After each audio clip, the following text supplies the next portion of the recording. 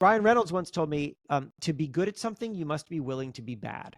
To be good at something, you must be willing to be bad, which is true. So the moment was this. The moment was when I got to Entrepreneur Magazine, and at first I thought of it as a media job. I mean, it is a media job, but I thought of it as a media job where I realized, okay, my first task here is to be good at this, is to assess what needs doing here. What does this brand need? How can I add value? How can I recognize what it's doing well and what it could be doing better? And then what kind of changes do we need to make in order to start to fulfill that?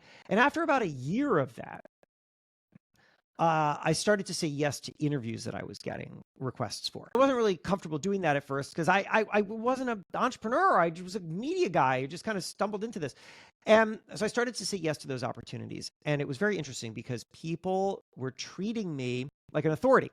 They were treating me like a guy who knows a lot of secrets, of wisdom, of insights, of guidance for entrepreneurs. And I didn't feel that.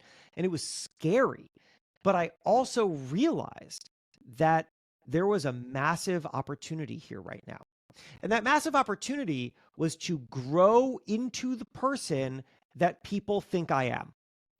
And if I could do that, if I could understand what it is that they're looking to me for and how to fulfill that in a way that felt distinct and comfortable for me, then opportunities were endless, right? Brian Reynolds once told me, to be good at something, you must be willing to be bad.